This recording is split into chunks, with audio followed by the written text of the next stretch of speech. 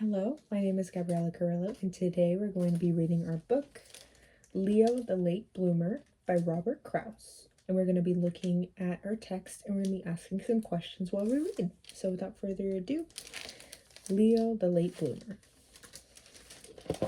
First green page, Leo the Late Bloomer. We got a little picture of Leo. It looks like he's a lion, so we get to see what our book's all about. Another little picture of Leo.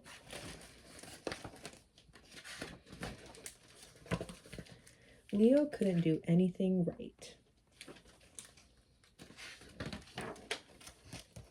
He couldn't read.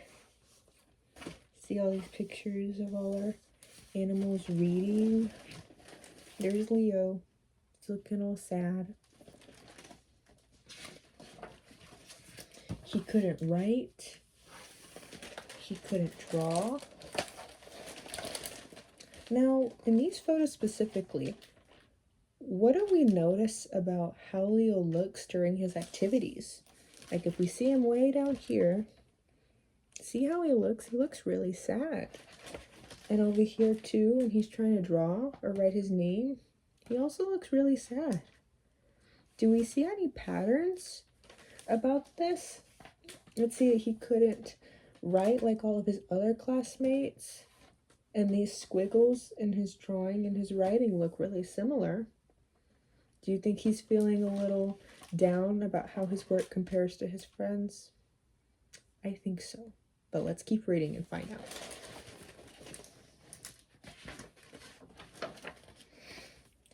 He was a sloppy eater, and he never said a word.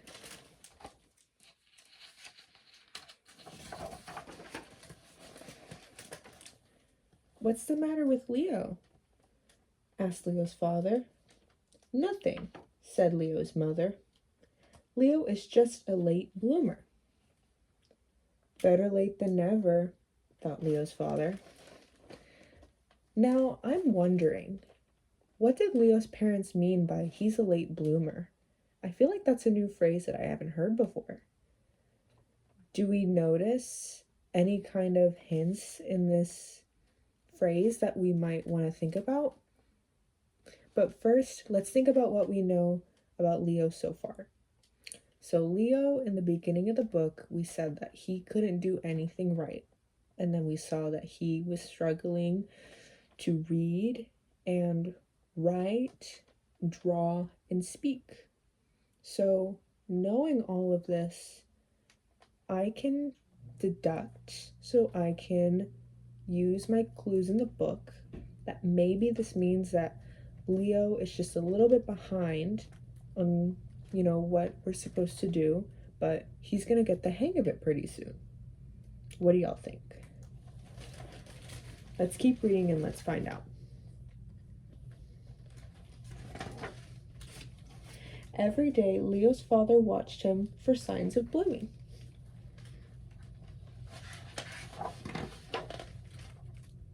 "Are you sure Leo's a bloomer?" asked Leo's father. "Patience," said Leo's mother.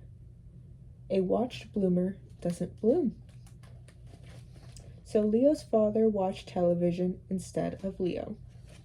Now, do we think Leo's dad is actually watching the TV, or do you think we're still watching Leo over here in the bottom? See his little eye peeking out through the corner of the chair.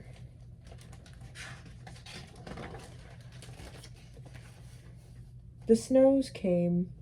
Leo's father wasn't watching, but Leo still wasn't blooming. See all our fun animals here.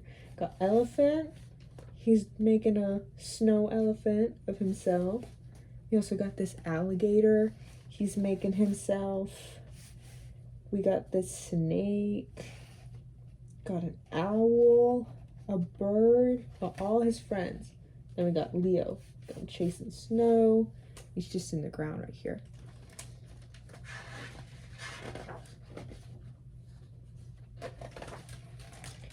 The trees budded.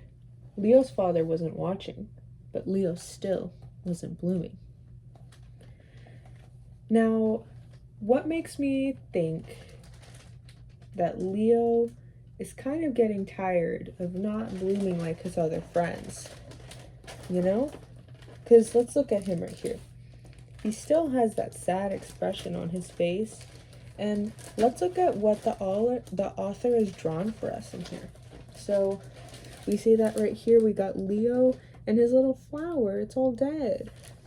I think that might be a sign that he's getting a little bit restless with all of this late blooming. But he feels bad that all of his friends have all of these flowers and they're able to do all of these things, but he's just not able to right now. But I see a phrase that we keep repeating during this book. Leo still wasn't blooming. How do we think this phrase connects to this book specifically? Like we were talking about before, in this picture specifically, we have a ton of flowers and everybody's covered in all these blooming flowers, these pretty ray flowers. But Leo has this sad little tulip that hasn't really bloomed yet. Maybe he just needs a little bit more time, like his mom said. Let's keep reading and find out. We have a little bit left.